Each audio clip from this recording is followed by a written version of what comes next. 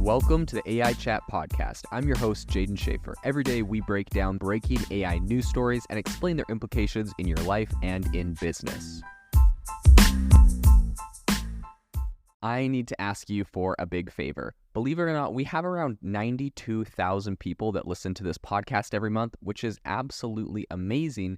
But when you go to our Apple Podcast or Spotify pages, we only have around 110 reviews total. If you could do me a massive favor and give this podcast a review, I would be super, super grateful. Every time I contact an incredible founder or CEO in AI, they look at the podcast, they look at how many reviews I have, and that helps me to get better guests on the show. So if you could do a huge favor to myself and also yourself, go to the Apple Podcast or the Spotify page, wherever you listen to this, and give a review of the show. If you've noticed lately, I've been doing interviews with some really phenomenal CEOs. I have some more amazing ones coming up in the coming weeks with some CEOs that have raised hundreds of millions of dollars for their AI startups. I want to bring these to you and I want to get more of those. So please drop a review, go to your wife's account, go to your husband's account, go to your kid's account and leave a review. I don't care. Help us get more reviews, and I promise I will help bring some amazing AI entrepreneurs and guests onto the show. Have you ever wanted to start your own podcast? I record and publish podcasts on a platform called Spotify for Podcasters, and I absolutely love it. Essentially, you can upload from your phone or computer, and it distributes to every platform that plays podcasts. They support video podcasts, and you can make money on the platform with ads or even podcast subscriptions, something that has made my life so much easier as a podcaster. So if you're interested, I highly recommend you give it a try. You can download the Spotify for Podcast app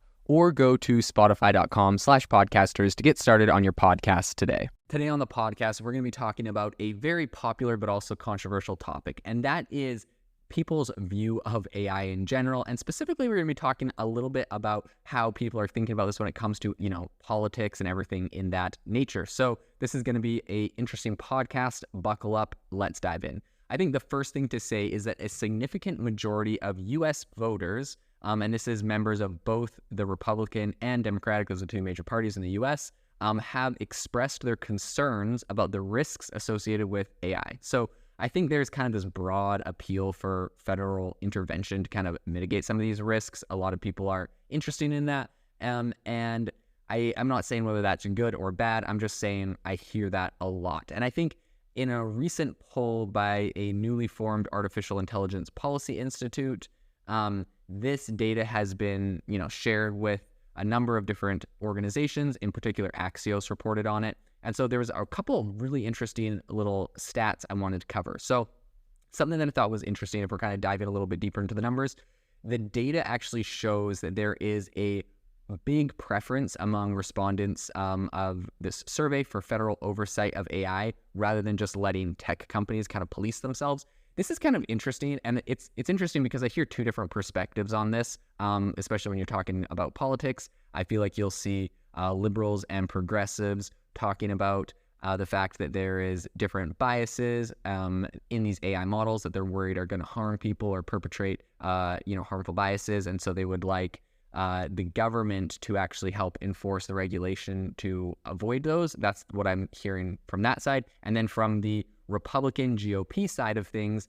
I'm hearing them talking about the fact that they feel like these AI models have biases towards liberal ideologies, and they're worried that there's not a neutral, unbiased approach. They're worried that their perspectives are not being reflected in these AI models. And so it's kind of interesting because it's, essentially there's different complaints, but they're from two different sides of things. That's what I'm hearing.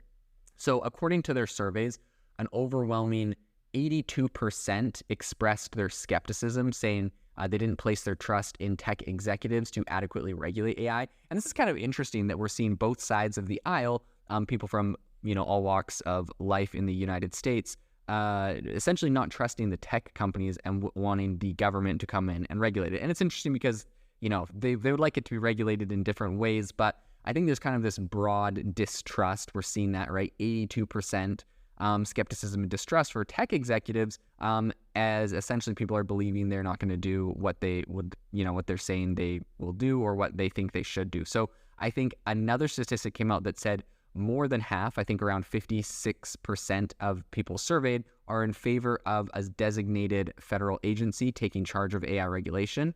and only 14% actually opposed such a move. And I think this is also very interesting. This is not surprising in any way to me that there's, a bunch of people saying we need a special AI agency. I think the big concern, probably both from the left and the right, is the fact that the government is not traditionally very tech savvy. Like just getting some random person from the government to be in charge of AI. For example, like let's say you got your vice president and just said, Kamala Harris, you're in charge of AI, which I think we did. It doesn't give a lot of confidence to the voter, considering Kamala Harris has no experience in, or background in AI and, what that entails. And it's kind of embarrassing sometimes when she talks about it. Now, I'm not saying if Kamala Harris is a good or bad person, but, let's be pragmatic. Let's look at her track record. She has a track record with AI. Therefore, a lot of people are skeptical about her being in charge of AI. I don't think that's too controversial to say. What I will say in regard to that is I think it's really big to see only 14% of people opposing a specific agency for AI, right? I think their concern is that it's going to get thrown out to the vice president or to some members of Congress, or there's going to be a panel of people that aren't experts on this, and they don't want that. They say, let's just make an agency that specializes in this, that knows the problems, that knows the pros and cons, and that can regulate it according to that. I tend to kind of agree with that approach, and it would appear that a majority of Americans do, and a majority of Americans are not, opposed to that. So I think that is kind of interesting. So I think, some of the significance of the findings here, finding, common ground on policy matters is really hard to do in today's day and age. American politics is incredibly divided. It's very polarized. And I think that, a really strong endorsement of fresh federal mandates is very hard to find from the right or the left. And so I think that, this new poll kind of sheds some light on these, essentially this gradually diminishing trust that we have in the tech giants. People are not very trustworthy from any perspective of tech giants and what they're doing, and they have a lot of skepticism that they're doing what's in their best interest, because at the end of the day, they have a board of directors, they have a fiduciary responsibility to their own company and not necessarily to the American people. So I think if we're kind of unpacking the data, there was around 1,001 participants surveyed. This was between July 18th and 21st, so relatively recently. And another interesting statistic from this is that 62% of people expressed varying degrees of concern over AI, while only 21% indicated they were somewhat or largely excited by it.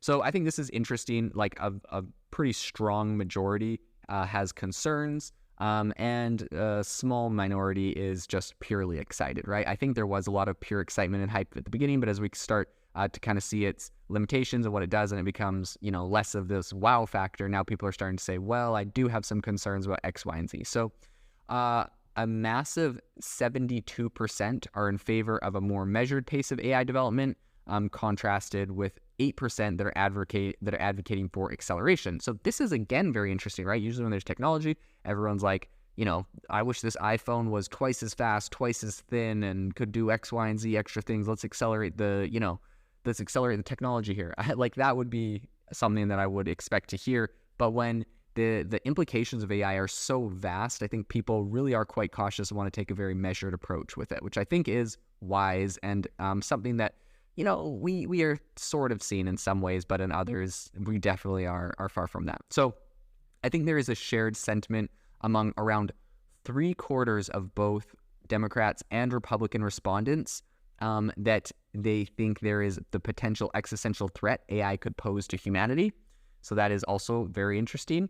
And a staggering 86% of survey respondents said that AI might inadvertently trigger a catastrophic incident. So, that is close to 90%. Pretty much everyone agrees that there is the potential that AI triggers a catastrophic incident.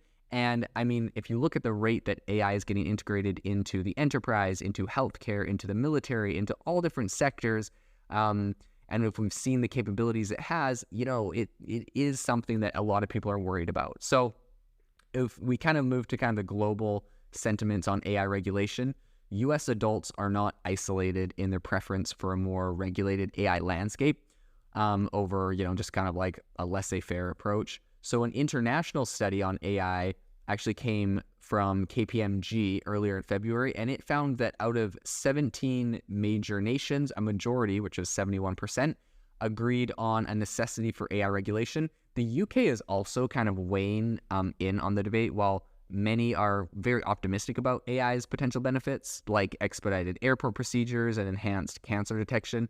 I think a concurrent survey revealed that 62% of British adults advocate for established laws governing AI use. But there are a few different caveats to consider here. So I think, this kind of widespread endorsement for AI regulation doesn't automatically translate to faith in democratic governments to craft effective regulations. In the KPMG report, there's plenty of skepticism, I think. There was only 49% of US, 47% of Japan, and 45% of the UK respondents expressed confidence in their respective government's ability to oversee AI, right? So that is less than 50% in all of those major countries. And you can contrast that to higher trust levels that were recorded in China. 86% of Chinese respondents said they trusted their government, 70% from India, and 60% from Singapore. Now, that I would say is, again, a very interesting report, right? So let's break down China, for example. China, as we know, the respondents there likely had the government. They know that the government can see what they're doing. So do you think that asking a Chinese citizen who's being actively spied on or watched by their government if they trust their government to do something would say yes or no? So there's definitely a big conflict there. India, though, I think is probably not going to experience that same conflict, and they probably genuinely have trust in their government. Now, one thing I will say about India, though, the caveat there is that I believe their Prime Minister, Modi, if you look at the statistics of approval ratings by country, Modi, I think, has the highest approval rating of any elected government official in the world. And so, maybe that is a reason why people there have trust that he's going to make the right move. I don't know too much about his policies or politics, but just from data I see, he is the most, he has the highest approval rating. Maybe there's caveats there. People from India can let me know. So that may also impact that. Singapore, 60%. I don't have much to say about that. But I think despite a lot of lowering trust levels in recent times, I think Americans continue to kind of have an overall positive perception of technology, as underscored by Edelman's annual Trust Barometer report that actually came out to say Americans generally trust technology. So Daniel Coulson, who is the executive director of the Artificial Intelligence Policy Institute, which advocates a more kind of circumspect approach to AI rollout, said to Axios recently, quote, "Americans are wary about the next stages of AI and want policymakers to step in to develop it responsibly." So I think it's going to be really interesting to see where this goes, to see what kind of policy is rolled out, and to see who is in charge of it. Definitely something we'll be following very closely in the future. This episode is brought to you by Shopify. That's the sound of switching your business to Shopify, the global commerce platform that supercharges your selling. Harness the best converting checkout and same intuitive features, trusted apps, and powerful analytics used by the world's leading brands. Stop leaving sales on the table. Discover why millions trust Shopify to build, grow, and run their business. Sign up today for your $1 per month trial period at shopify.com/tech23.